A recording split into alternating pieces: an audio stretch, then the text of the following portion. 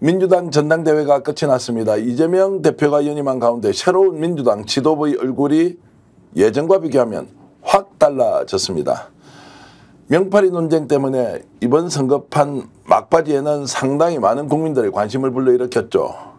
전당대회가 끝이 났고 이것이 갖고 있는 정치적 함의가 무엇인지 오늘 끝판 토론에서 다뤄보겠습니다. 지난주 끝판 토론에서는 전당대회 전망을 하면서 여러 이야기가 나왔는데 스픽스 끝판 토론을 보고 많은 분들이 잘했다, 잘못했다, 왜 저런 분들이 나왔느냐 아니냐라는 논란까지 있었지만 역시 우리는 다양한 목소리를 전달해 준다는 원래 스픽스의 정신 그대로 오늘도 그분들과 함께 토론을 이어가겠습니다. 김정훈 시사학급 발진 대표 나오셨습니다. 네, 반갑습니다. 김성수 TV 성수대로 대표 오셨습니다. 어서 오십시오. 안녕하세요. 시사문화평론가 김성수입니다. 오늘은 더 좋은 정치연구소 정호진 대표도 함께 나오셨습니다. 반갑습니다. 자, 전당대회 총평부터 좀 하겠습니다. 김성수 평론가가 균형 잡힌 시각으로 좀 이야기를 먼저 좀 해주시면 좋겠습니다. 결국 명팔이 논쟁 때문에 흥행에는 성공했습니다. 그러면 정몽주 후보가 상당히 기여를 많이 했다 이렇게 볼 수도 있습니까? 어떻습니까? 기여를 많이 하셨죠. 실제로 많은 분들에게 당원 중심주의가 어떤 것인지 체험을 하게 해줬고, 그리고 민주당의 바뀐 모습들을 스스로 참여하면서 입증을 할 수 있게끔 이렇게 만들어 놓은 것 같습니다. 그러다 보니까 사실 저희들이 유튜브를 하면서 그 지속적으로 그 정치 현상에 대해서 논평을 하지만 추미애 의원께서 의장에서 떨어졌던 그날서부터 유튜브계에는 어두운 그림자가 드리웠었거든요. 그러니까 그 어떤 논평을 해도, 그 어떤 이슈를 다뤄도 우리 당원들과 지지자들 또 국민들이 정말 정치에 대해서 희망이 없구나라고 생각하고 관심을 안 가지는 그런 현상들이 좀 있었는데, 이번에 그 전당대회, 민주당 전당대회에 놀라운 그런 성공을 확인하시면서 다시 돌아오셨어요. 실제로 이제는 다시 한번 정치에 관심을 갖고 희망을 두고 당원 중심주의라고 하는 게 어떻게 세상을 바꾸는지 관심을 갖고 싶다, 이런 사람들이 생겨났다는 건 그 자체로 성공이다 이렇게 볼 수 있습니다. 이번 전당대회 내내 이제 그 논란의 중심에 있었던 인물이 바로 시사급발진 김정훈 대표신데요. 자, 특정인이 최고위원이 돼서는 안 된다, 또 누가 돼야 한다, 이제 이런 것 때문에 뭐 호응하시는 분도 많았고요, 비판하는 분도 상당히 많았는데 어떻습니까? 지금 그런 과정에서 논란이 좀 중심에 김정훈 대표가 있었다, 이런 부분에 대해서 일단 개인적인 소회부터 먼저 좀 말씀을 해주시죠. 저는 처음부터 뭐 누가 돼야 된다, 누가 떨어져야 된다 강력하게 주장을 한 적이 없습니다. 근데 그 조중동이 윤석열을 밀었듯이 우리 진보 진영에서는 최대 스피커, 대형 스피커들이 정봉주 후보를 밀었어요. 그러면서 그 당원들이 스스로 집단지성을 발휘해야 되는 상황에 그 왜곡이 생겨버렸습니다. 그러다 보니까 저도 가만히 있을 수가 없고 거기에 대응하는 조치를 취한 게 이제 정봉주 후보를 막아야 된다, 그리고 김민석 후보가 수석이 돼야 된다라고 주장을 한 거고요. 지난번에도 말씀드렸듯이 저도 집단 지성에 힘을 믿습니다. 하지만 왜곡이 들어가지 않아야죠. 대한민국 국민처럼 많이 배우고 훌륭한 분들이 왜 윤석열이라는 최악의 카드를 선택을 했겠습니까? 그거는 조중동에 왜곡이 들어갔기 때문에 그런 것이고, 이번에 자칫 잘못했으면 정봉주라는 최악의 상황을 당원 스스로들이 그 왜곡으로 인해서 그 직접 뽑을 뻔했던 이런 사건이었습니다. 사실은 그거를 집단지성의 힘으로 끝까지 막아낸 거고요. 거기에 저는 좀 더 정보를 제공을 하고 전략적으로 사람들이 정봉주 후보를 막기 위해서 움직일 수 있게끔 노력한 게 제가 한 일이라고 봅니다. 네. 자, 긍정적 결과이든 아니면 정치적 희생양이든 정봉주 후보가 막바지에 명팔이 논쟁을 불러일으키면서 흥행에는 성공했고, 지금 전당대회 끝이 나서 보니까 민주당 지지율이 급상승이에요. 무려 40%를 이렇게 돌파한 경우를 최근에 제가 본 적이 없는데 이걸 컨벤션 효과로 봐야 하느냐, 아니면 이재명 대표의 연임과 또 새로운 당 지도부의 면면 얼굴이 국민들에게 희망을 준다, 어떻게 봐야 되겠습니까? 제가 보기에는 두 가지 부분도 맞는 말씀이고, 한 가지 정치 현안 관련된 부분이 있는데요. 일단은 전당대회가 초반에는 그닥 흥행이 아니었지만 본의 아니게 전봉주 의원의 그 명파리 발언 때문에 흥행이 성공했고, 그리고 제가 주목하는 거는 이 전당대회 끝나고 나면 모든 당에서 하는 얘기가 뭐냐면 항상 같은 생각을 갖고 있는 분들이 계시진 않아요. 그렇기 때문에 그럴 때일수록 나눈 얘기가 원팀인데 이번에 민주당 원팀 얘기를 안 합니다. 왜냐하면 그 자체로 이미 원팀이 된 거예요. 그렇기 때문에 사실 그것을 저는 좀 주목해서 볼 필요가 있다고 보고요. 일단은 지금 전반적인 상황을 봤을 때는 국민들에게 다시 한번 민주당이 새롭게 뭔가를 하겠다. 더군다나 진짜 찐 원팀 아니겠습니까? 그러다 보니 기대감을 갖는 분들이 충분히 있다. 기대 요소가. 그리고 끝으로 한 가지 더 말씀드리고 싶은 거는 워낙 윤석열 정부가 못하지 않습니까? 국립기념관 관장 문제서부터 이런 것들이 중충되다 보니까 최근에 이제 나온 리얼미터 여론조사를 보면 민주당 지지율이 이제 급등한 것으로 확인되고 있습니다. 자, 이런 이제 급등의 원인 중심으로 올라가 보면 결국 이재명 당대표가 있는데, 자, 연임론에 대해서 지금까지 상당히 많은 비판적 지각이 있었습니다. 뭐 조중동은 물론이고 당 내에서도 굳이 연임을 왜 하느냐, 그냥 있어도 대선 주자인데 당이 오히려 위험에 빠질 수 있다, 이런 논쟁이 있었습니다. 김석수 평론가. 그런데 그 이야기가 쏙 들어가고 없어요. 어떤 의미입니까? 연임이 그러면 성공했다, 또는 연임이 부정적인 의미로 계속 남아있다, 어떻게 봐야 됩니까? 그렇게 말씀하셨던 분들은 그 이재명 대표의 연임을 빌미로 해서 사실은 속내를 다른 걸 숨기고 있었던 거죠. 그러니까 연임이 부담스럽다, 연임을 통해서 이재명 대표의 오히려 흠이 생길 수 있다라고 하는 건 핑계였던 겁니다. 사실은 이번에 그 지지율이 7.7%가 더 올라갔죠. 그래서 77.7에서 7.7이 더해져서 85.4가 나오는 기적을 만들어냈는데요. 그런 기적의 이면에는 그만큼 신뢰를 했고 그만큼 또 잘해왔고 앞으로 더 잘할 수 있을 것이라고 하는 기대가 그렇게 들어갔다고 볼 수밖에 없는 것이거든요. 냉정한 평가가 이루어진 상황에서 그 평가를 뒤집어 엎을 만한 논리적인 근거들이 없으니까 다들 아닥하고 있는 그런 상황이라고 보고요. 조금 더 그 깊이 있게 들어가 보면 지금 최고위원들의 포진과 그리고 지금 새로운 지도부들을 갖다가 이틀 만에 임명하는 그런 모습들을 보면은 한 원팀을 얘기하는 사람은 아무도 없어도 이재명 대표가 지역 균형이라든가 또 계파의 균형이라든가 이런 것들을 다 고려하면서 또 이미 지난 그 시즌 1에서부터 잘했던 사람들을 또 중용하는 그런 모습들을 그대로 보이면서 골고루 인사를 갖다가 마무리하는 것을 갖다가 보면, 그러면 결과적으로 당의 결속력과 또 어떤 투쟁력들이 더욱더 그 상승됐다는 것들을 그 당원들이 먼저 알 수 있게 됐거든요. 그러니까 당연히 지지율들이 올라갈 수밖에 없는 것이고 그런 이질적인 발언들이 나오기가 어려워진 그런 상황이 되는 것이죠. 자, 원팀 이렇게 얘기하지만 똑같이 원팀을 어떤 사람은 일극체제라고 부릅니다. 아, 이재명 혼자서 이제 사실상 뭐 독재해도 되겠네, 민주주의 이름으로 오히려 90% 나오는 거는 북한 김정은 체제에서나 볼 수 있는 거 아니냐라고 이제 했던 이야기. 그러다 여전히 언론에서는 일극체제라는 얘기를 합니다. 자, 이런 부분, 원팀이라는 것과 일극체제의 이런 이제 다른 표현, 같은 사안을 놓고 다르게 표현하는 이 부분에 대해서는 어떻게 생각하십니까? 자, 지금까지 이재명 대표의 그런 이야기를 하는 사람들은 이재명 대표의 정치 행보를 좀 보셔야 될 것 같아요. 이재명 대표님이 이제 1.5선이에요.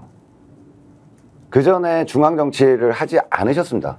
성남시장을 하셨고 경기도 그 도지사를 하셨었는데, 중앙에 들어오셔서 본격적으로 민주당에 영향력을 끼치는 상황은 이번이 처음입니다. 지난 그 당대표 되셨을 때는 그때 비로소 이제 민주당의 중심으로 오신 거고요. 이번 연임은 민주당을 제대로 돌아가는 민주당을 만들기 위한 과정이었습니다. 근데 그러면서 굉장히 개혁적인 선례를 남겼죠. 당원 주권 시대. 당원들이 결정해라. 지금까지는 모든 것을 당에서 하향식으로 모든 걸 결정했다면, 이제는 모든 것을 당원들에게 권리를 주고 당원들이 민주당을 좌지우지할 수 있는 초석을 만드는 거고요. 일극체제이지도 않지만 일극체제라고 해서 그게 비난받을 일이 아닙니다. 아니 뭐 요게 좀 제가 덧붙이자면, 자 지금 그 지지율이 85.4%가 나왔다고 일극체제 얘기를 갖다가 막 하잖아요. 예. 조국혁신당은 99.9%. 예. 조국혁신당은 99.9% 나왔는데 거기다 일극체제라고 얘기하고 있습니까? 네. 안 하잖아요. 그리고 장경태 의원 서울시에서 90.9%, 92.8%가 나왔어요. 지지율이. 그거 갖고 일극체제라고 합니까? 서울시당이 장경태 일극체제다라고 얘기합니까? 그러니까 이미 보는 시각에 편견이 들어가 있어요. 이재명이 하면 무조건 비판을 해야 되는데 비판할 게 없거든요. 일을 잘해서. 지지율이 높게 나오고 오히려 더 그 당 중심으로 이재명 중심으로 그 집결을 하고 오히려 거기를 비판하는 사람들이 보면은 충분한 자기 컨텐츠를 가지고 합리적으로 비판하는 게 아니라 그냥 선동을 하듯이 비판을 하고 있다는 사실을 알잖아요. 예를 들어 이런 거예요. 정봉주 의원이 했던 발언 그대로 한번 보자고요. 그 사람은 그 지자체 그 행정가 출신이야. 그렇기 때문에 제왕적 권한에 도취돼 있어. 그러니 비판을 견디지 못해. 그런 사람은 대통령이 되면 안 돼. 이게 논리가 있어요? 행정가 출신이면 제왕적 권한에 젖어 있습니까? 제가 알기로는 지금 이재명 대표처럼 힘없는 대표 없어요. 뭐든지 자기 말대로 뭐 하나를 결정을 못하고 결과적으로는 당원들의 추인을 받지 않으면 안 됩니다. 예를 들어서 이번에 어떤 분들 그래요. 뭐 의장 뭐 선거 때도 개입을 하고 이번에 뭐 시당 위원장 여기도 개입을 해가지고 결과적으로 원하는 사람 뽑은 거 아니냐? 무슨 개입을 했다는 거죠? 그 지나가다가 유튜버한테 잡혀가지고 김민석 의원이 왜 이렇게 표가 안 나왔지? 이게 개입입니까? 개입이라는 거는 윤석열 대통령처럼 개입을 해야 되는 거죠. 그러니까 이런 그 사실을 비교를 하면서 동일한 잣대로 평가를 해야 되는데 전혀 동일하지 않은 잣대로 평가를 하는 겁니다. 김건희가 디올백 받은 것은 감사의 표시고 교사들이 생일 축하 파티에 케이크 받은 건 먹어서는 안 된다. 이런 이중 잣대를 언론이 계속 잣대를 대고 있기 때문에 그런 것들이 설득력이 없고 국민들한테서 반발을 일으키고 있다고 봅니다. 저는 한 말씀만 덧붙이면 이 일극 체제에 대한 비판을 하려면 언론에서 그 얘기를 해야 돼요. 각 당의 당대표를 1인 선출하는 게 아니라 복수로 선출하면 됩니다. 그렇죠. 집단지도 체제. 논리적으로 생각하면 복수로 선출하게 되면요. 일극 체제가 없어져요. 그런데 모든 지금 원내 정당은 당대표 한 명이에요. 지금. 그렇기 때문에 어느 정당이든 간에 일극 체제가 될 수밖에 없는 구조적인 부분이 있어요. 근데 유독 더불어민주당 이재명 대표를 향해서 일극체제라고 얘기하는 것은 제가 보기엔 이건 논리적 모순입니다. 이건 안 맞아요. 왜 한동훈 국민의힘 대표한테 뭐 일극체제라고 얘기 안 합니까? 뭐 용산이 있어서요? 제가 보기에는 그러면 다른 당은요. 아까 말씀하셨듯이 조국혁신당 같은 경우도 일극체제나 마찬가지입니다. 99.9% 나왔어요. 네. 그렇기 때문에 이렇게 말하는 건 논리적인 모순이라고 보고요. 어찌 보면 일부러 프레임을 씌우는 억지 궤변이 조국 대표도 연임을 했죠. 똑같이. 예, 그 질문자가 이렇게 구질함을 한꺼번에 많이 듣게 되는데 그 일극체제라는 표현을 언론에 쓰고 있고 그만큼 이재명 당대표에게 이제 힘이 집중돼 있다는 것인데 굉장히 이제 비판적으로 결국 당원들이 결정해준 그 압도적 지지율을 일극으로 표현하는 순간 오히려 선입견이 반영된 것이다. 이런 말씀 충분히 공감을 하겠습니다. 이번 선거에서 가장 크게 영향을 미쳤다 또는 막바지에 정말로 국민들의 관심을 뜨겁게 했던 부분이 바로 이제 명파리 논쟁인데요. 이 명파리 논쟁이 문제 제기의 적절성도 있지만 이것이 결과적으로 먹히지 않았다고 하는 것이 저는 정치사적으로 민주당 역사에서 굉장히 중요한 의미가 있다고 생각하고 세상이 그만큼 바뀌었다라는 분들의 말씀 들었는데 오늘은 지금 명파리 논쟁의 본질에 대해서 우리가 한 번은 꼭 짚고 가야 된다. 특히 김성두 평론가 잘하는 거 문화 현상에 대해서 분석과 그리고 거기에 대한 설명 이제 이런 것들을 많이 해주셨는데 정봉주 후보의 그 발언의 본질 이런 것들은 어떻게 이제 우리 당원들이 해석을 한 겁니까? 그러니까 정봉주 의원의 발언을 많은 분들이 왜곡해서 자꾸 분석을 하다 보니까 적절한 평가가 안 나와요. 이건 정봉주가 발언한 게 아니라 박원석이 발언한 거다. 그렇죠. 이런 얘기를 제일 많이 하잖아요. 본질을 흐리는 겁니다. 전부. 그리고 또 뭐 대통령이 안 된다라고 발언을 한 거지 대통령이 되면 안 된다고 발언한 거 아니다. 이것도 본질을 흐리는 거예요. 핵심은 이재명 대표를 기대하고 거기에 힘을 실어줘서 그럼으로써 정권을 바꾸는 것 이외에는 방법이 보이지 않는다라고 판단을 하신 국민들에게 이재명 대표가 대통령이 되면 안 된다. 윤석열 같기 때문이다라고 말을 한 겁니다. 그게 본질이에요. 그러니까 명파리는 그걸 가리기 위한 위장술이에요. 그러면 이 말을 했었을 때 그 90% 가까운 그런 당원과 지지자들은 어떤 충격을 받겠습니까? 지금 우리가 선택한 것들을 갖다가 정면으로 도전해서 짓밟고 있다는 것이고 12.12%가 맞다는 얘기를 하고 있는 거예요. 김두관이 주장하는 게 맞다고.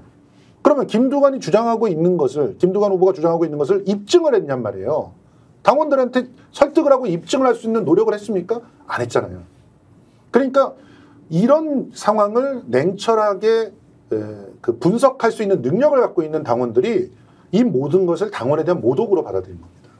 근데 모독이기도 하지만 한편으로 보면 그 정도의 좀 다양한 의견이 표출되고 선거 과정에서 이재명 당대표 리더십 문제가 있다라고 문제 제기하는 것 자체가 잘못됐다. 당신은 원래 인간적으로 문제가 있어서 뭐 이렇게 갈 수는 없는 거 아닌가요? 정당에서. 그러니까 문제 제기를 할 때 이런 거예요. 지구는 네모납니다 라고 주장을 하면 안 되죠. 예. 지구가 네모나다고 볼 수 있는 의견도 있지 않습니까? 라고 얘기를 해야 되는 거예요. 근데 정봉주 발언의 핵심은 저 사람 대통령 되면 안 돼 이거거든요. 근본적으로 자격론을 가지고 이제 문제를 벌였다는 거죠. 그러니까 그거는 여러 가지 의견이 아닌 거예요. 사실은 지금 85.4%에게 도발을 하고 있는 거죠. 그러니까 그 부분에 대해서 해명을 하라는 거예요.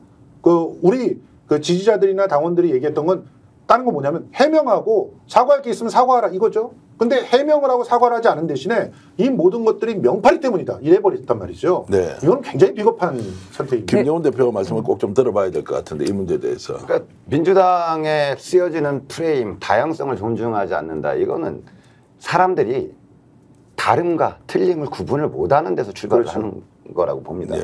예. 자꾸 틀린 얘기를 하는데 전 다른 얘기라고 자꾸 포장을 하는데 자 이재명 대표님이 지금까지 해오신 걸 보면 그 언론에서 프레임으로 친명 반명 자꾸 나눠요. 근데 원래 대표님한테 친명이고 반명이 없습니다. 대표님의 스타일은 능력 있고 일 잘하면 어떤 누가 됐든 중용을 하고요. 아무리 내 측근이라 할지라도 일을 못하면 배제를 시킵니다. 그럼요. 왜? 거기에 맞는 사람을 써야 되니까. 이게 오랜 행정가를 하면서 그게 습관이 돼 있으신 분이에요. 일 잘하는 사람은 중용을 하고 일 못하는 사람은 배제를 하고. 근데 마치 이 사람이 조금 친분이 있다라고 해서 일을 잘하는 사람이라 중용을 했는데 야 친명이다 이런 프레임을 조중동이 씌우고 이번에 그 정봉주 후보가 제일 실수한 부분이 그거예요. 그 조중동의 프레임대로 본인이 거기에 동화돼서 이야기를 했다는 겁니다. 예. 그건 틀린 이야기거든요. 다른 이야기가 아닌데 그걸 다양성이라는 걸로 이제 포장해준 대형 진보 진영의 유튜브들도 있었지만 이런 것이 가장 문제예요.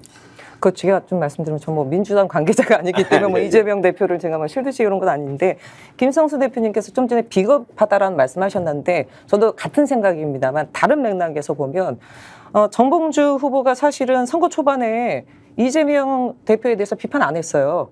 측근 중에 측근이라고 했습니다. 오히려. 옹호했어요. 명팔이를 했죠, 본인이. 도리어 제일 본인이 친하다고. 명팔이의 일등 명팔이를 주자였어요. 했죠. 네. 근데 이게 문제가 된 게 뭐냐면 박원석 의원이 발언하고 난 다음에 이 정봉주 후보의 속내가 그냥 만천하에 다 드러난 거예요. 그렇죠. 그리고 드러났으면 그 부분과 관련돼서 앞뒤가 완전 틀린 거예요. 전후가 완전 틀린 상황이 벌어진 거죠. 됐죠. 그렇게 했을 때 아니 이거 일반적인 국민들이 보기에도 얼마 전까지는 정말 이재명 대표의 정말 최측근의 명팔이처럼 보였는데 갑자기 이 사람 대통령 되면 안 된다. 뭐 윤석열과 거의 다를 바 없다. 0.78로 또 질 것이다. 이런 얘기를 했고 그거를 이제 다른 박원석 의원이 했고 저 의원이 그러고 나서 해명하는 것이 명팔이를 뭐 하겠다 이러니 이게 사실은 대단히 좀 비겁한 모습을 보여준 거고 그렇죠. 국민들이나 예를 들어 민주당 당원 입장에서는 도대체 이 사람이 어떤 사람인가 이 사람에 대한 본질적인 그 물음을 안 던질 수 없는 상황이 돼버린 거죠. 이건 저는 대단히 좀 문제가 있고 여기서 한마디 더 하고 싶은 거는 사실 이 문제를 발단시킨 이제 박원석 의원 같은 경우 또 어젠가 라디오 인터뷰 나와서 제 불찰입니다. 떨어질 줄 몰랐어요. 이런 얘기를 하더라고요. 그리고 무슨 정봉주한테 사과를 했어요. 박원석 의원이. 제 불찰이다. 내가 나와서 그렇게 얘기해서 제 불찰이고 그리고 떨어질 줄 몰랐다 얘기를 언론에 나와서 하더라고요. 근데 저는 정말 이해가 안 갔던 게 불 지른 사람이 박원석 의원이에요. 근데 네. 불이 커졌어요. 근데 왜 커진 겁니까? 도리어 묻는 거고요. 이 얘기는 뭐냐면 대단히 오만한 판단을 하고 있었다. 그럼요. 그럼 박원석 전 의원도 마찬가지고 그다음에 정봉주 후보도 마찬가지고 대단히 오만하게 판단하고 이 당원들의 당심이라는 거, 당원 민주주의라는 거 이것이 과거와는 정말 다르게 정말 급성장하고 있거든요. 이 흐름과 시류를 전혀 인지 못하고 16년 전의 사고에 그대로 머물러 있고 미건스 대표라는 부분에 여전히 머물러 있는 좀 이 시대를 쫓아가지 못하는 부분이 분명히 있는 것 같습니다. 여기 박원석 의원에 대해서는 한 말씀 좀 드려야 될 것 같아요. 박원석 의원은 지금 그 언론과 인터뷰를 하면서 본인이 정치인으로서 앞으로 생명을 계속 또 농객으로서도 계속 지켜나가려고 한다면 민주당원들한테 사과했어야 돼요. 왜 정봉주한테 사과합니까?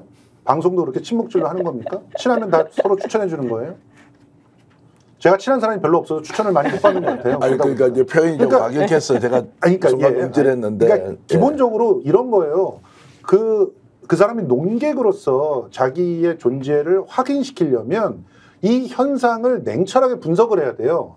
그런데 그 분석을 하지 않고 정봉주 의원한테 사과하라고 그거는 자기의 친목 관계를 유지하려고 하는 거죠. 그리고 이렇게 될 줄 몰랐다고 얘기하면서 자기의 책임을 또 회피하는 거예요. 그리고 나서 정봉주 의원의 속내를 정확히 정리해 줬어요. 제가 이미 그 속내를 추정해서 지난주 그 전당대회가 있기 하루 전에 정봉주는 이런 전략을 선택한 거다라고 말씀드렸던 걸 그대로 박원석 그 의원이 했습니다. 자, 이미 그 많은 분들이 온라인 투표는 끝냈다. 그럼 남은 온라인 투표와 그다음에 남아있는 ARS를 갖다 비교해 보면 그렇죠. 비등비등하다. 그러면 ARS는 상대적으로 나이 많은 분들이 많기 때문에 새로운 소식에 밟지 않고 그리고 나에 대한 그런 어떤 부채감이 있을 것이다. 그러니 온라인 투표에서 떨어져도 AR에서 만회할 수 있고 그리고 대의원들은 내 편이 아무래도 더 많아. 그리고 여론조사 꽃에서 밀어주고 있어. 6일 전에 33.5%가 남아서 2등 했다라고 하는 게 나왔으면 밴드웨건 효과가 있겠지. 그러니 질러도 돼. 막판까지 사과 안 했잖아요. 자, 그 판단이 결과적으로 정치공학적인 판단이고 박원석 의원의 판단이에요. 그래서 그게 실패했다고 자인한 거예요. 그게 굉장히 오래된 선거 때마다 있는 계산법이에요. 그렇죠. 예전부터 오래 있었던 선거 계산법을 그대로 적용한 거예요. 근데 여기서 정말 실수한 거는 당심이나 국민들의 정서나 이런 것들이 얼마나 빠르게 변화됐는지에 대한 것들을 전혀 캐치하지 않고 그렇죠. 옛날 거 그대로 해서 어른들은 또 뭐 투표를 안 하고 등등 하니까 결국은 나는 무조건 5등 안에 들어. 이런 그렇죠. 식으로 하고 확 질러버린 거죠. 그러다 이제 그 외통수에 걸린 거죠. 그러면 말씀하시죠. 정봉주 후보 같은 경우는 타임라인대로 보시면은 명파리를 가장 많이 했던 사람이 정봉주예요, 사실 그렇죠. 처음에. 초기에는. 그러면서 1등을 대형 유튜버에서 밀어주고 하니까 1등을 달리다가 갑자기 부울경에서 뒤집어졌습니다. 2등을 하면서 그때도 어떤 이야기들까지 했냐면 자기가 마치 그냥 수석은 따놓은 당상인 것처럼 하고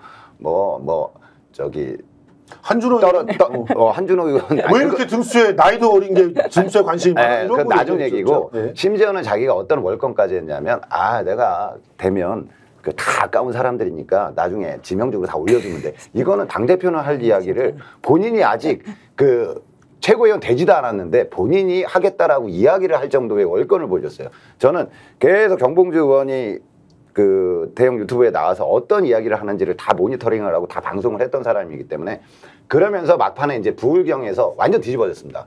그러면서 김민석 의원이 우뚝 서버리니까 그때부터 완전한 무리수를 둬버린 겁니다.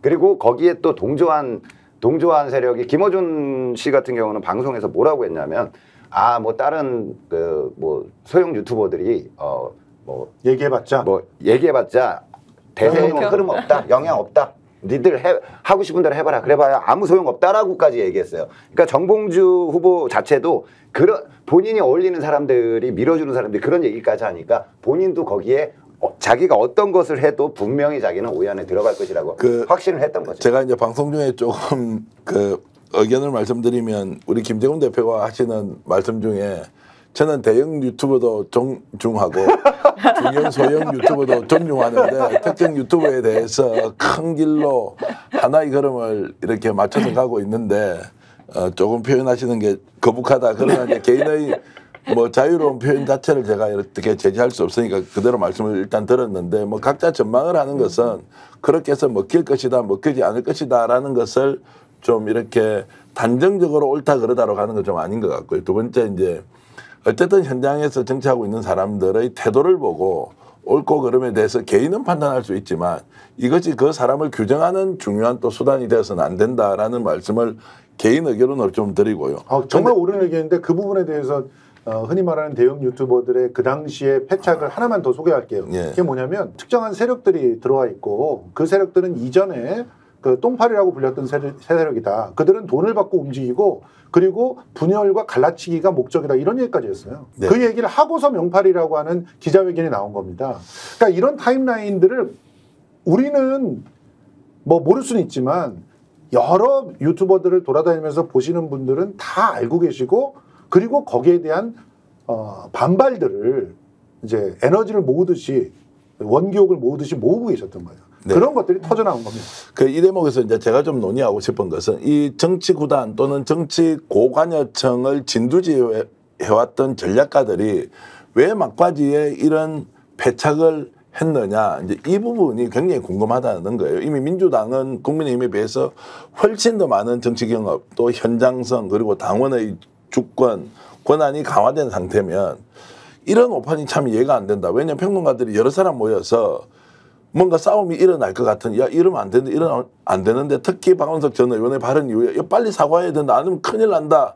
라고 했는데, 오히려 직진을 해버렸단 말이에요. 이런 부분에서 놀라기도 했고, 왜 이런 패착을 그렇게 고단수의 정치 전략가들이 했느냐, 이제 이런 게 좀 궁금해서 김성국 평론가 어떻게 보시는지요? 고단수의 정치 전략가로 누굴 생각하시는지 모르겠지만 최병천 전혀 뭐 실수 못하셨죠, 예측 못하셨죠. 뭐 그 박성민 예측 못하잖아요.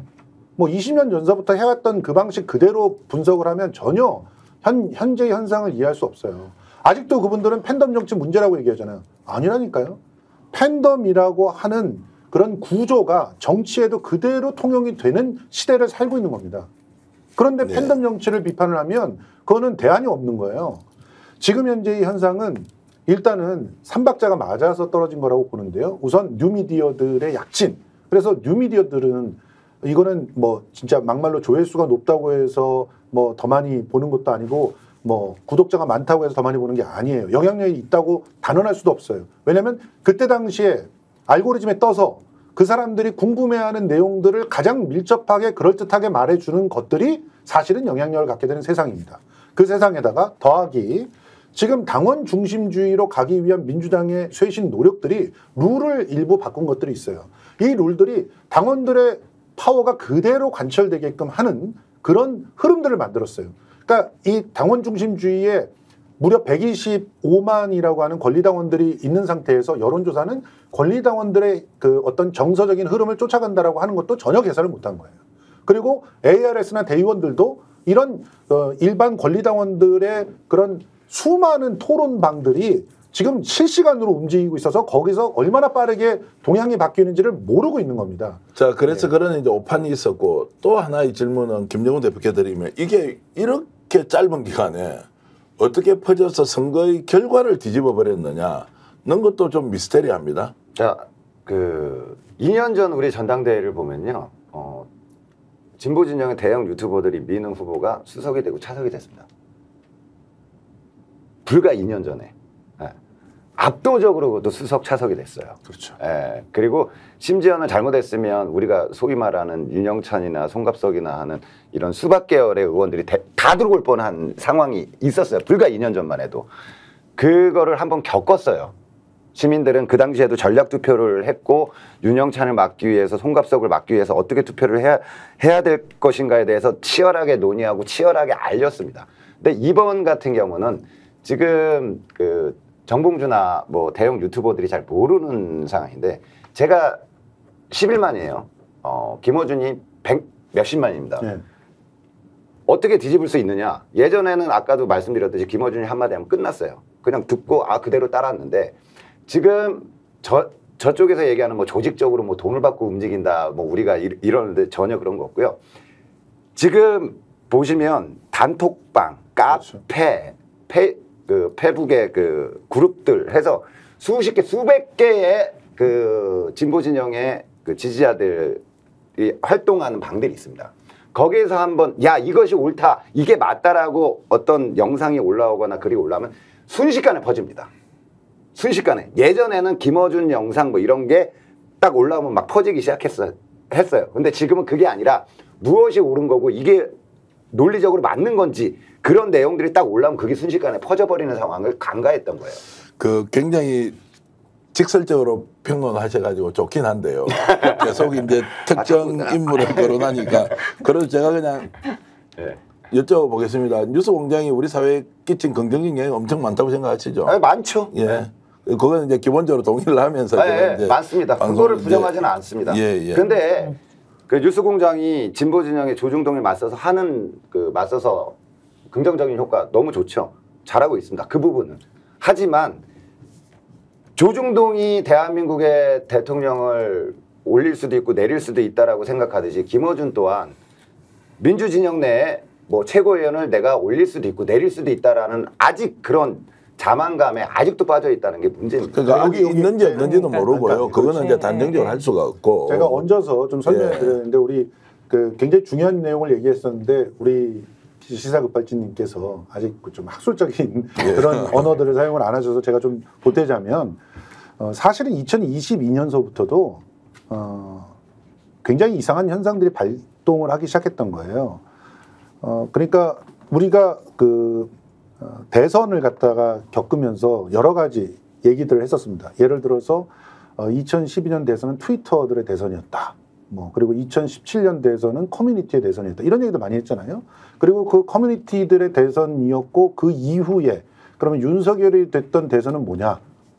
이거는 팬덤들의 대선이었다. 이런 얘기들 많이 했어요. 근데 저는 그때부터 선거에서 일정한 소문이 퍼져나가거나 정보가 전달해 나가는 것이 그냥 팬덤이 아니라 정확하게 말하면 단톡방이라고 불리는 정말 수천 개, 수만 개가 있는 다양한 토론의 공간이에요. 그 토론의 공간에서부터 정보가 돌기 시작해서 그 정보가 도는 것들이 굉장히 큰 영향력을 끼친 거죠. 그래서 사실 우리가 그 부분을 갖다 짚어낼 때 그 윤석열 대통령의 댓글팀 이게 어디에 있었느냐 이런 것들이 굉장히 궁금해지는 이유가 바로 그 단톡방이라고 하는 것을 댓글팀들이 장악하면서부터 생겨나는 언론 그 여론의 왜곡이 있었다는 거죠. 그러니까 그런 부분을 고민을 해봐야 되는데 그 왜곡을 겪고 난 다음에 그 민주 진보 진영의 많은 사람들이 이런 왜곡들을 바로잡기 위해서는 커뮤니티든 단톡방이든 여기를 비교 평가하면서 다양하게 거기서부터 나오는 얘기들을 스스로 판단하게 됐다는 그런 의지들이 만들어지기 시작했고 그 의지들이 결국은 나의 휴대폰 안에 수백 개의 토론방을 운영을 하면서 같이 비교하면서 스스로 판단하는 버릇들을 갖게 됐다는 거죠. 그게 이번에 굉장히 큰 역할을 했다고 봅니다. 그래서 지금의 선거의 국면들은 이 존재하고 있는 수많은 토론방들, 그 토론방들에 어떻게 의미 있는 정보를 토파 보이게 하고 그런 것들을 또 어떻게 더 많이 빠르게 전파하게 하느냐. 거기에 대한 전략들을 어떻게 세우느냐가 앞으로의 관건이라고 저는 생각합니다. 여기 첨언하자면 재밌는 게 극우 쪽의 단톡방은 가짜 뉴스가 마구마구 퍼지죠. 90%가 지배를 합니다. 그냥 말도 안 되는 가짜 뉴스들이 계속 올라가고 그거를 보는 사람들은 그게 진짜인 줄 알고 야 이거 뉴스 안 나오는데 이게 진짜야 하면서 이러고 있고요. 지금 진보 진영 쪽 이 단톡방들이 굉장히 지금 활성화가 돼 있는데 제가 2020년도에는 한 개인가의 그렇죠. 단톡방에 가입이 돼 있었는데 지금은 계속 초대를 해서 또 나가면 나가는 게 들키니까 그냥 있습니다. 근데 그러다 보니까 한 50개 정도의 단톡방에 있어요. 예. 그러면은 여론 추이 지금 진보 진영 쪽, 극우 쪽은 모르겠고 진보 쪽의 여론 추이들을 다 볼 수가 있어요. 그리고 여기서 올라오는 생성되는 뉴스들이 아까도 말씀드렸듯이만 특정 채널 예전에는 그냥 올라오면 그냥 몇 개 올라오고 이랬다라면 지금은 그거에 반박하는 이게 잘못됐다, 잘됐다, 치열한 논쟁들이 올라옵니다. 토론이 되는 엄청나게 올라옵니다. 네. 그러면서 논리적으로 강한 자들이 이제는 그 단톡방들을 지배하기 시작했어요.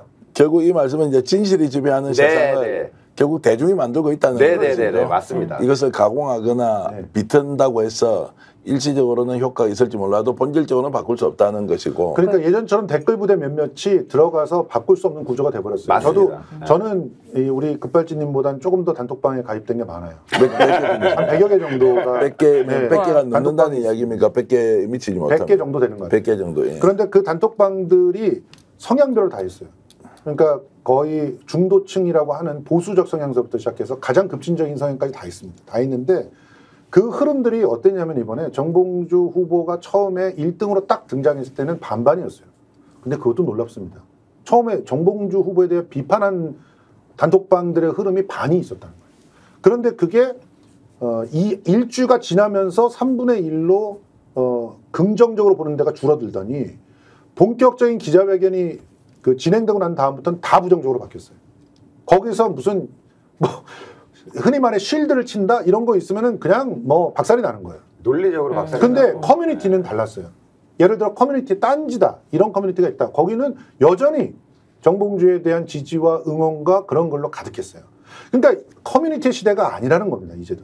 어떤 카페에서는 제 영상을 올리면 강퇴가 되는 카페도 있어요. 네. 맞아요. 진보 진영인데도. 그러니까 그게 저는, 커뮤니티 네. 시대가 지났다는 예, 거예요. 그러니까 다양한 단톡방도 있고 뭐 등등인데 저는 그거에 근저에 가장 큰 거는 정치와 관련된 정당과 관련돼서 과거와는 다르게 국민 생각들이 달라졌다라는 그렇죠. 거예요. 맞아요. 왜냐하면 사실 10년 전만 하더라도 어느 정당에 가입한다라는 것 자체가 사실 국민들 입장에서는 쉬운 일이 아니었거든요. 정치에 정말 관심 많고 이런 사람이나 입당하지 사실은 국민들이 저 당에 관심 있는데 내가 입당할까? 그러다가 나중에 나한테 뭐 안 좋은 거 아니야 하면서 사실 정당 가입 자체가 사실 쉬운 일이 아니었어요. 근데 지난 대선을 전후해서 이거는 더불어민주당도 마찬가지고 국민의힘도 마찬가지고 당원 수가 폭발적으로 늘었어요. 그렇죠. 지금 뭐 100만, 200만 시대가 된 거 아닙니까? 다시 말해서 정치와 관련된 국민들의 인식이나 이런 것들이 과거와는 달리 이제 정당에 들어가서 나도 정책 의사를 표명하고 얘기를 하고 내가 응원하고자 하는 정치 있으면 적극적으로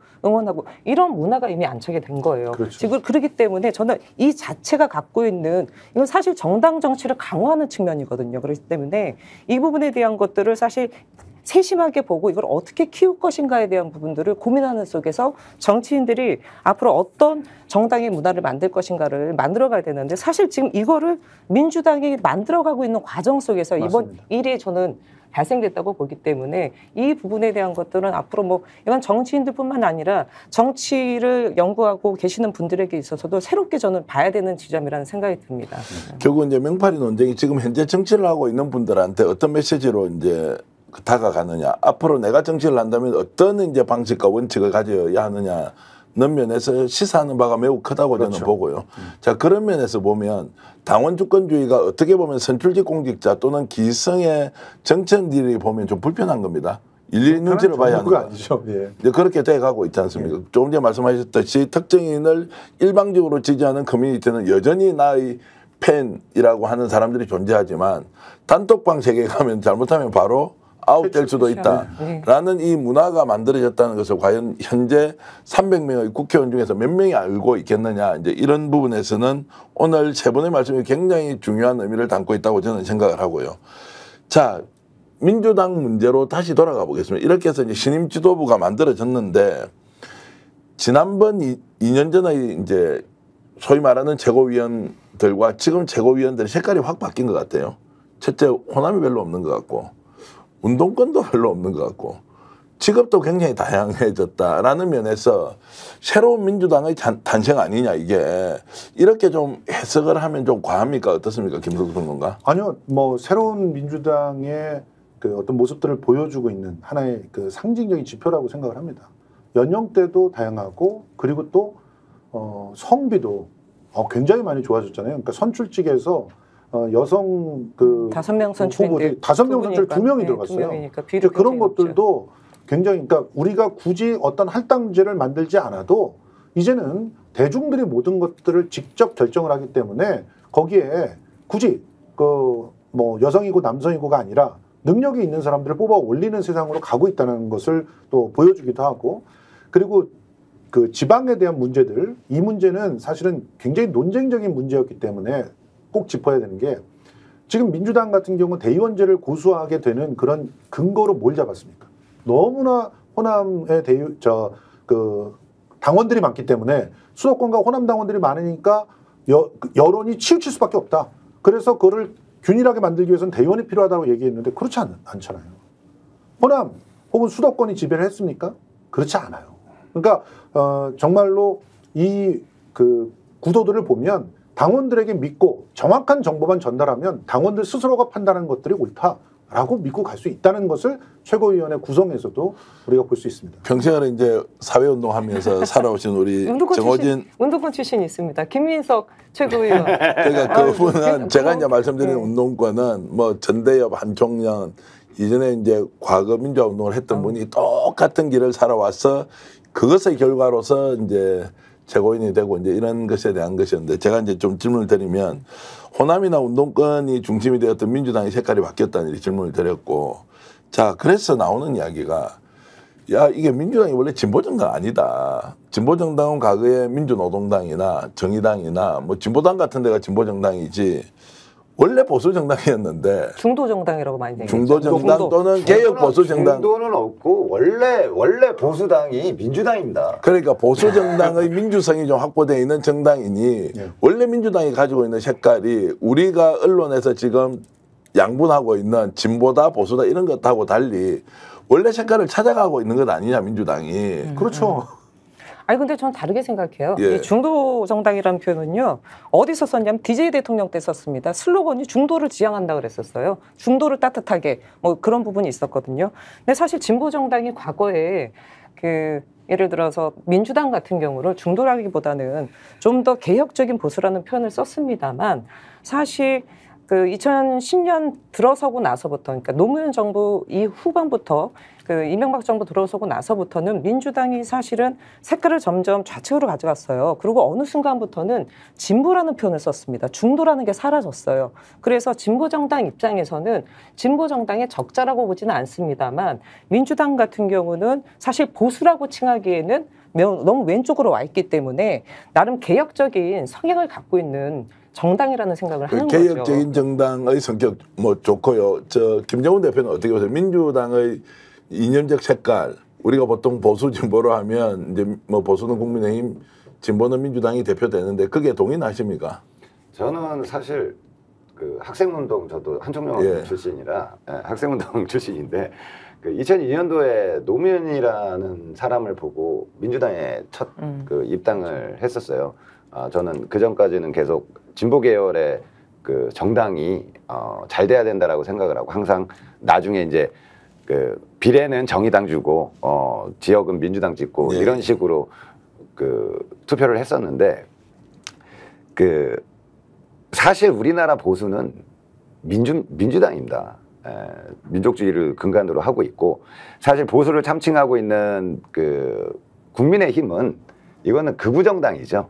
일본의 자민당하고 똑같은 정당인데 그 언론에서 보수는 국힘이라는 프레임을 씌워준 거지 보수적인 행동을 단 한 번도 한 적이 없습니다. 보수 정당이면 그 이념에 맞는 자국 국민을 민족을 우선시하고 해야 되는데 전혀 그런 적이 없어요. 보수의 그 영국이나 뭐 프랑스 이런 데들의 보수당에서 하는 행태를 해본 적이 없습니다. 걔네는.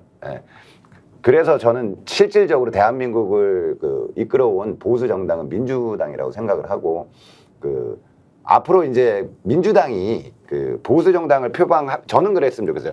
맨날 중도 확장 이런 얘기가 아니라 보수 정당을 표방을 하고 개혁적인 부분을 얹히기만 하면 된다라고 보거든요. 제가 이제 이 질문을 드리는 이유는 김성수 평론가 지난 21대 국회까지는 국회에서 주로 역할을 했던 분들이 자 전대엽, 한총련 이런 분들이 지금도 국회에 있습니다. 의원인데요. 그 171명 중에 들어와 있거든요. 근데 존재감이 전혀 없어요. 그래서 제가 이제 민주당의 색깔이 바뀌었다는 것을 이번에 전당대회를 통해서도 지도부가 바뀌기도 하지만 민주당을 주로 이끌어가는 의원들의 중심축이 뭐냐? 그럼 호남이냐? 그러면은 뭐 운동권이냐? 이런 것들이 사라져서 이분들이 사라진 게 아니라 존재하지만 국민들이 인식을 못할 정도로 민주당이 바뀌고 있다. 이런 것들을 어떻게 봐야 하느냐? 일시적인 현상이냐? 아니면 민주당이 이제 이 길로 가버린다라는 것인가에 대한 이제 질문을 좀 드리고 싶은 겁니다. 그러니까 지금 현재 정당에 있어서의 이념을 가지고 뭔가를 구분하는 것들이 의미가 없어졌다고 그렇죠. 많은 사람들이 느끼고 있는 것이고요. 그리고 지금은 얼마나 민주적이고 얼마나 대중 중심인가 이걸 놓고 사람들이 판단하는 거예요. 그리고 지금 현재 대한민국의 모순을 응집하고 있는 저 소수의 기득권들과 얼마나 잘 싸울 수 있느냐를 그 판단 기준으로 보고 선택을 하는 겁니다. 왜 진보당들이 선택받지 못하느냐? 그거는 참 도발적인 말씀을 드리면 무능해서 그런 거예요. 무능에는 사람을 모으지 못하는 것도 무능이 들어가 있고 정확하게 싸울 수 있는 무기를 그 컨텐츠로 장착하지 못하고 있는 것도 무능이라고 볼 수 있는 건데요. 그런 면들이 있기 때문에 진보당의 표를 주기보다는 상대적으로 일정한 사람들을 설득해서 당원으로 확보하고 있고 그리고 실용적인 정책을 통해서 대한민국을 바꿔나갈 수 있는 비전을 보여주고 있는 그런 곳에 힘을 실어주는 그런 형태가 보여져서 저는 지금 민주당이 실용적 개혁정당으로 자리매김을 하고 있다. 거기에 예전에 이념적인 그런 어떤 지향을 가지고 일정한 개혁의 축을 담당했던 분들이 오히려 이게 쪼개졌어요. 자신들이 갖고 있었던 그런 이념만으로는 현실의 문제를 해결해낼 수 없다는 걸 빨리 깨달으신 분들은 둘로 나눠진 거거든요. 한쪽은 자기가 더 보수화되면서 기득권과 함께하면서 마치 개혁을 할 것 같은 그런 코스프레만 하면서 정치 생명을 이어나갈 것이냐, 아니면은 진짜 실질적인 그 개혁의 방법이 무엇이냐, 그러면 어떤 걸 공부해야 되는가, 이렇게 둘로 나눠지면서 이념적인 색채가 사라진다는 거죠.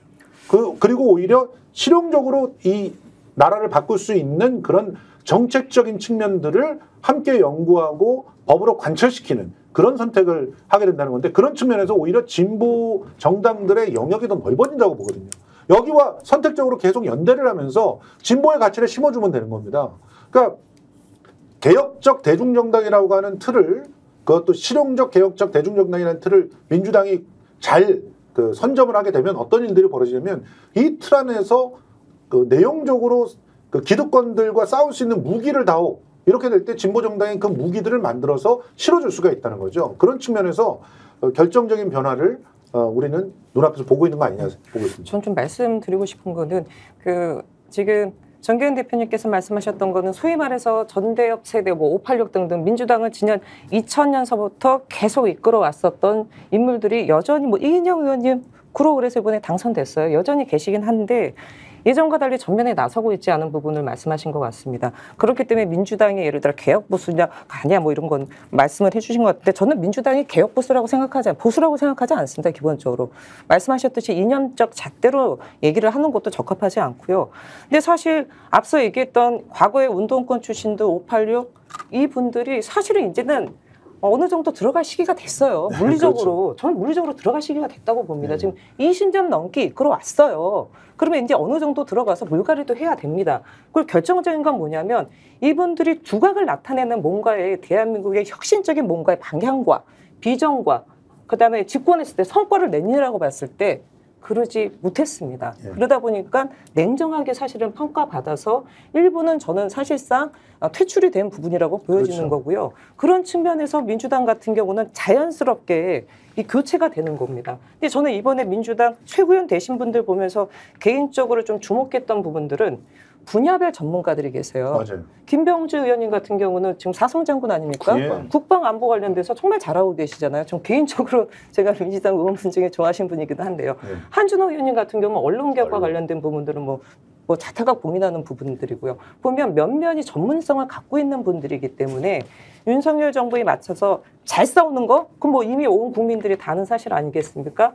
거기에 덧붙여서 저는 분야별 전문성을 갖고 있다는 것 자체가 이번에 민주당 지도부의 구성에 있어서 좀 저희가 좀 주목해 봐야 되는 부분 아니냐. 이후에도 이런 부분들을 좀 잘 살려야 되지 않겠냐, 이런 생각이 제가 이제 좀 논의 속도를 좀 더 높이고 좀 더 냉정하게 상황을 판단하기 위해서, 자 그러면 170명이 넘는 국회의원 데리고 있는 이제 민주당이 이번에 최고위원 이렇게 당원 중심으로 다 뽑았는데, 자 지금 윤석열 정부가 어떻게 상대할 것이냐, 속도 면에서 제대로 하고 있느냐, 또 강도 면에서도 민주당다운 모습을 보이고 있느냐, 그리고 성과가 뭐냐, 지금 당장 22대 국회 출발했는데, 이제 이런 부분에서는 좀 더 냉정하게 우리가 문제를 좀 지적하고 분석해야 되는 거 아니냐, 김정은 대표, 이런 생각이 있거든요. 네. 자 이렇게 지도부 김정은 대표 원하는 대로 다 뽑혔으니까 이제부터는 성과가 이제 막 쏟아집니까, 어떻습니까? 자, 저희가 21대 때 이낙연 당대표 이낙연의 민주당 일대를 생각해 보시면, 민주당을 바라보는 국민적 시각은 무능, 엄중, 이 두 단어로 표현이 될 수 있습니다. 어마어마한 권력을, 180석을 넘는 권력을 가지고 아무것도 안 했죠. 아무것도 안 했습니다. 모든 걸 다 할 수 있음에도 불구하고 무려 대통령도 민주당이었는데 아무것도 안 했습니다. 철저한 그거에 대한 반성, 사과 사실은 했어야 되고 그거에 대해서 사과를 유일하게 하신 분은 이재명 대표가 사과를 했죠. 그때 아무것도 못한 거에 대해서. 지금 윤석열 정권 지금 이제 3년 차 들어가고 있는 상황이에요. 어떤 것을 민주당에서 하려고 하더라도 거부권, 반대에만 지금 부딪히고 있습니다. 이거를 어떻게 돌파를 하는지가 민주당의 이번에 성패를 가를 수 있다고 보는데 이런 게 있습니다. 얼마 전까지만 해도 한동훈 제3자 특검법에 대해서 최상병 특검법에 대해서 원칙대로 하겠다 안 하겠다 했다가 이번에 받겠다 하자 한동훈 당대표한테 하자 협의하자 이런 얘기는 뭐냐면 이제는 보여주는 이제는 성과를 내는 민주당을 만들려고 하는 겁니다. 그게 이번 지도부가 혼연일체돼서 딱 각 분야별로 본인들이 잘할 수 있는 것들 밀고 나갈 수 있는 것들 똘똘 뭉쳐서 이제는 성과를 내려고 하는 모습이 보여진다는 게 가장 일단 중요합니다. 기대도 됩니까? 지금 저렇게 거부권 행사 계속하면 아무리 하더라도 계란으로 바위치기인데 결국에는 도돌이표 아니냐 어떻게 할 게 없다 뭐 탄핵시킬 수도 없고 퇴진도 시킬 수가 없다 이제 이런 것들이 피로감이 엄청 쌓여 있기 때문에 거꾸로 얘기하면 지금 지도부에 대해서 기대하는 바도 매우 큰데 이 부분 어떻게 민주당이 뚫고 나갈 것이냐 해안을 좀 주시죠. 지혜를 주시고. 이번에 검사 탄핵 청문회에서 앞으로 민주당에 대한 어떤 선택의 기로를 많은 당원들과 지지자들이 봤습니다. 검사 탄핵 청문회 초반에 사실은 전현희 의원의 김건희 살인자 발언으로 파행이 됐죠.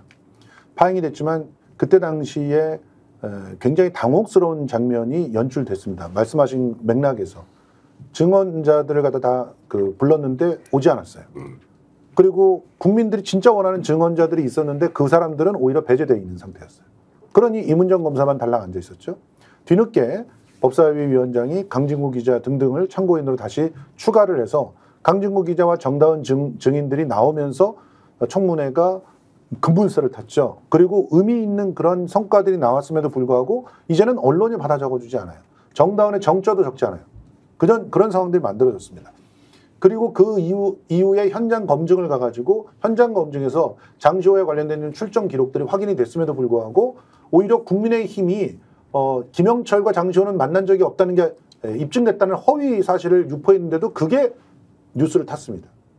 그러니까 이 상황에서 그러면 민주당이 어떤 선택을 했어야 되느냐. 한쪽에서는 박지원, 정청래의 선택이 있고요. 또 한쪽에서는 이재명과 김승원의 선택이 있는 겁니다. 부딪히고 깨지더라도 그래서 도돌이표가 마치 다시 돌아오는 것 같지만 우리 국민들의 염원을 담아서 국민들이 지키는 것을 계속하는 사람들은 그 자체로 정치적인 우위를 점하게 됩니다. 그런데 그거를 하지 않고 굳이 또 실리만을 쫓아가지고 야합을 하게 되면 결과적으로 남는 게 아무것도 없게 되죠.